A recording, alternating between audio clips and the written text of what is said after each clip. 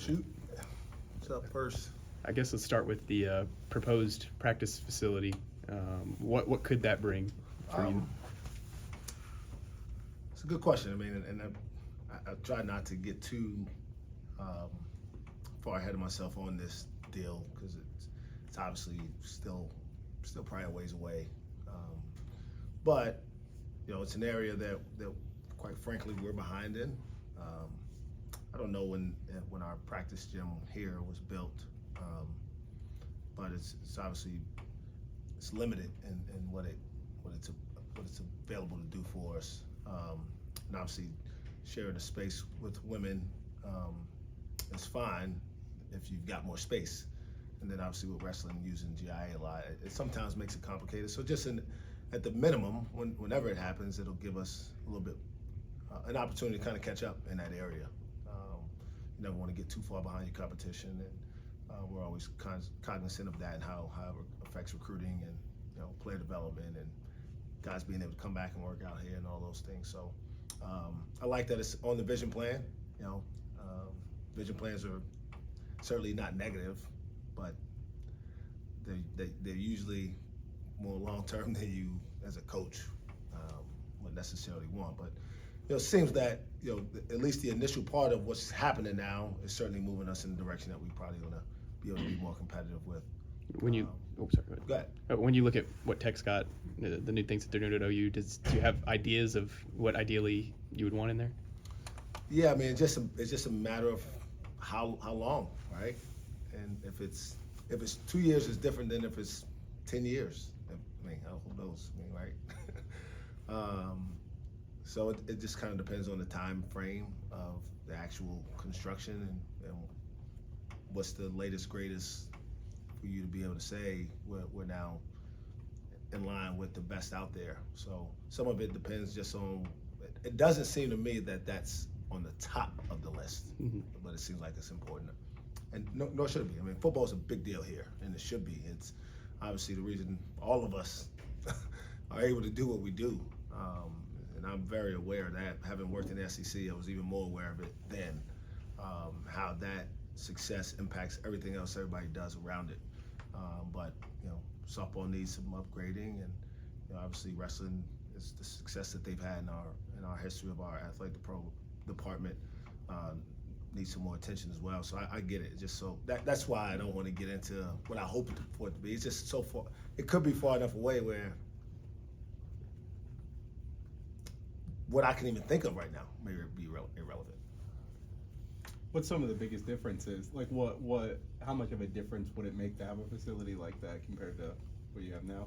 Well, I mean, he brings up tech, and it's obviously pertinent since we're playing them, obviously, too, right? But they probably have the nicest facility for basketball in the country.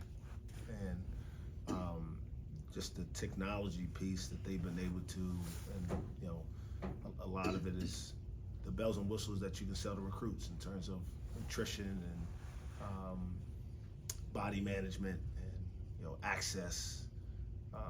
Just keeps you where you can sell to a kid who's got great big aspirations that you can have the best of the best at a place where maybe people don't think would have those type of resources. So I just think the perception of us competing and continue to stay in the game of building and developing what we have, and I think we have really nice stuff. I think our locker room has been upkept really well.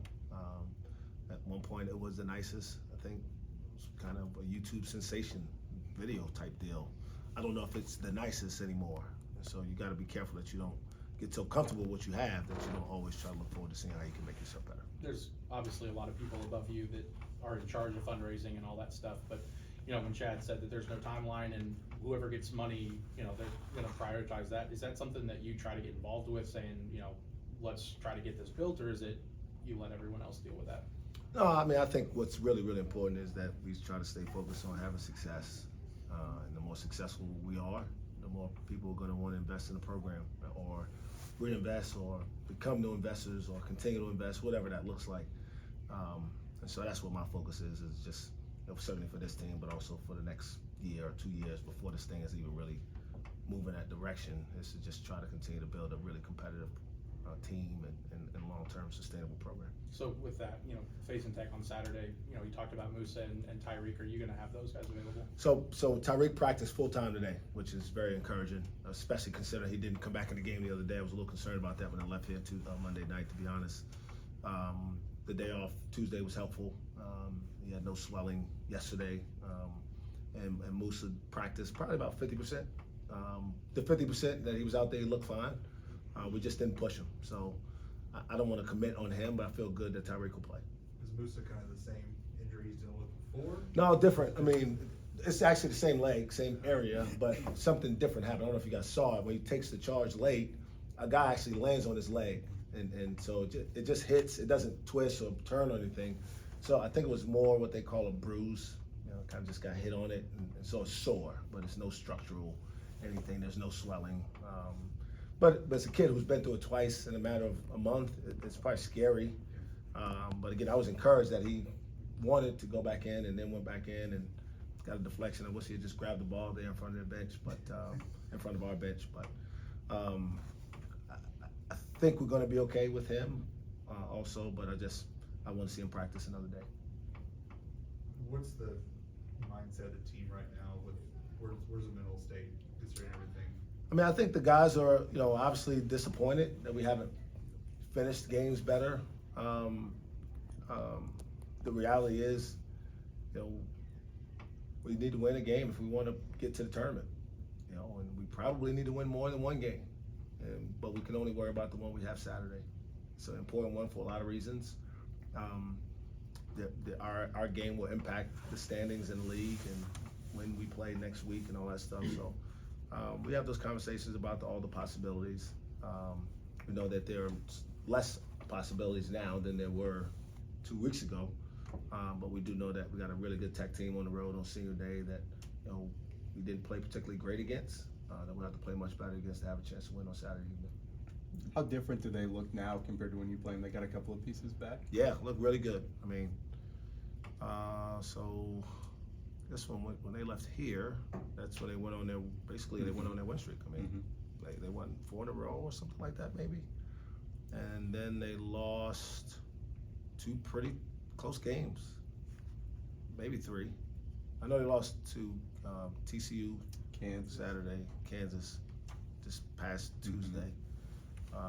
They may have lost one other, but they've also, they went on the road and won at West Virginia, something that we weren't able to do right afterwards, and obviously took care of business. Have been taking care of business at home for the most part. So, team with rejuvenated life. I mean, it's the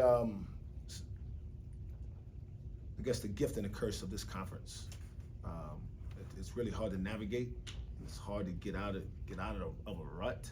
But if you get confidence, you're having success against really high-level teams, and it's hard to take that away from you. But they're playing with a lot of courage and confidence now, and they have really good players doing it. I mean, having AMAC and Pop Isaac's back will definitely give them a different look than what we saw in here in Gallagher. You just mentioned, it's more than just 2 guys, but what does Pop and AMAC bring? Well, Pop can really, really shoot it. That's probably his greatest strength right now. He's as competitive a kid as I've ever been around, and I've known the kid probably since he was about 10 years old. Can really, really shoot it from deep. AMAC's just a skilled, he had 18 rebounds the other day, so he does a lot of work inside and outside, can really pass and take some pressure off of Harmon having to be the primary playmaker exclusively, and some pressure off O'Banner having to be the primary rebounder. So he takes some pressure off some of the key guys in a very effective way. What makes playing there so challenging? I mean, I think it's the same that makes all these places difficult to play in. First, there's really good players throughout this league. I mean, that's where you start. And then each place has a unique fan base experience. And no matter where you go, and I expect it to be, as loud and rowdy as any place we've been so far this year on Saturday, you have that kind of experience, whether you're going to Manhattan, Kansas, or you're going to Ames, or you're going to Lawrence. I mean, it's all just, you got to deal with all the elements, which is what makes winning on the road so difficult in this league. And so what you got to focus on is just trying to block out that noise, trying to eliminate that, and obviously getting off to a good start helps. But rebounding the ball, not giving them second chances, not having turnovers that lead to easy baskets in transition. Those are ways to kind of keep the crowd at bay a little bit. Why don't you focus on the good starts, as we talked the other night about slow starts? Focus a lot on it. The last few days, having the chance to go back and watch some film, and we just haven't had the pop in our offensive execution early. But that wasn't the problem the other day. I mean, again, the first possession jumped out of my mind because I remember we get a wide open three on a driving kick from John Michael, and then we get an offensive rebound and a layup, and then we get another inside out three, uncontested. I mean, we go 0 for 3. And then on the next possession, right, so our defensive possession, they run a play and they set a screen for LJ Cryer. He makes a 3. We foul though, so they get the ball back. But he knows that ball went in. Their best player got a great look when the ball went in the basket. There's a psychology to that. And then in the same possession, essentially, their other best player, because they got 2 of them that night, he takes the ball out of bounds and we screw up a scouting report deal. And so they go 2 for 2, but only have 3 points, but they feel really good about running good offense. So the psychology of it now starts to feel like pressure. Like, man, are these guys going to have this great a shooting night, and we're going to have that bad of a shooting night? And it just snowballed on us. We were 9 for 21 on layups. I mean, it's hard to really come up with a reason there. I mean, we had 22 offensive rebounds and only 10 second chance points. Like, those are hard things to not say, hey, we just got to be better here. We got to be tougher. We got to be more focused. We got to concentrate at the rim a little bit better. But, I know the guys aren't trying to miss them. That's sometimes with a lack of confidence or lack of success here makes you start to doubt whether you can do it. How do you then build that confidence? You bring a pad out there and you whack them over the head while they shoot layups for the next 3 days. I mean, and you try to tell them they got to make 10 in a row or they got to make 5 in a row. No different. I mean, you try to, as a coach, you try everything. So for the first time, we didn't. We usually would take 1 day off a week. Yesterday, basically, was the second day off. And I think there's a psychological component to guys feeling fresh, rested, and having a Monday game just gives you an opportunity to stay in your 2-day prep by doing that. Could there be any carryover mentally from the last few minutes of that game where you roared back? Yeah, I mean, I think there's so much more psychological elements to teams winning and struggling than people would really ever know. And there's so much individual. Everybody's kind of driven in that way a little bit differently. But yeah, I think had we were down 17, I think, maybe 18. Had we lost the game by 18 or 15, I think maybe they feel less, not disappointed, I don't want to say that, right? They're disappointed we lost, but to come back and be close and feel like, man, if we were able to just channel that for a little bit longer during the game, and now make 15 of 21 layups, 12 more points easily. Have 20 points on 22 offensive rebounds. That's still not good. But there's things. My point is the things that you had more control over, that you can do better, and hopefully being able to come back and get that close gives them that hope that they can do it again. How much joy is the team playing with right now? That probably is a bad question for me to answer. I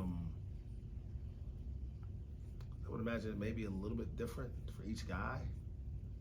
I don't really know if I can answer that honestly. I enjoy every day, so I can speak to that. Like, I don't enjoy losing, and that drives me even more to focus on the things that I can do better as a coach, whether it be substitution pattern or lineups or offensive approaches or how do we stop a certain guy. So we're always, as a staff, trying to figure out what we can do to give these guys a little bit more of an edge. And within that, we enjoy that process. Like we don't want the failure, but we want the opportunity to figure it out, win or lose. And so I think that's what we're focused on, is just getting better and trying to figure out how to close out a game. With as deep as the conference been, and I don't know how much you paid attention to Big 12 seedings going on right now, but there's a world where it almost benefits you to be the 7th seed, to potentially get an extra game against a a quad 1 team. Do you have any thoughts on that? Because there's a world where you could get punished for not having to play that extra game. Yeah, somebody brought that up to me maybe last night. I don't know if I can, again, my brain doesn't operate that way. You know, when I think about being worse, being better, or doing worse, being better for you. I think what I try to do is say, we're going to play good teams at least twice, 2 more times. We're going to play one in Lubbock. Let's try to take care of that. Whatever that means for next week, we're going to play a really good team. If we can somehow get up there and win a game, we'll have another opportunity to play another good team. So that's the common theme here, right? There's no bad team to play. Maybe we do have better matchups for certain teams in the league. So I don't know if you're going that far or just the game itself. But as far as the game, I just think we got to beat a good team, and probably multiple to really give ourselves the best chance.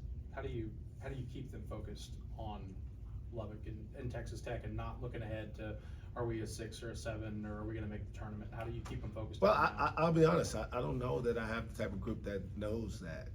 You know, there's sometimes I tell them things that I'm standing there and I'm looking at them and I'm like, do I have a sign on my forehead or something? You guys give me some really strange looks right now. So I don't know if they think that far a lot of times, which sometimes is good. Sometimes you wish that would create a little bit more urgency, but I think sometimes ignorance is bliss, I guess, that kind of mentality.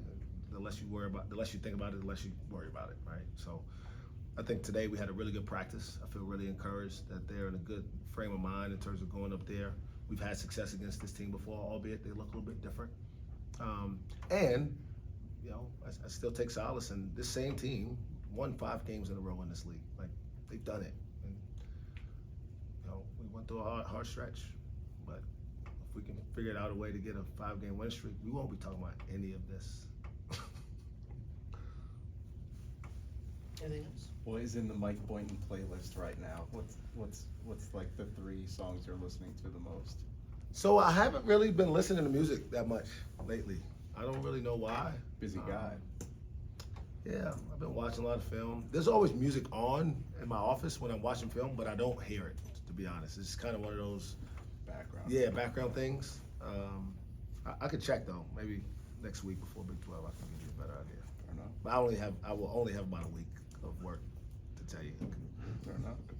It's the Big 12 getting Fat Joe and Shaq to be it's obviously fan experience, but how huge is that for the Big 12 to younger, hipper, cooler, and moving towards that? Yeah, I mean, you know, those things never hurt.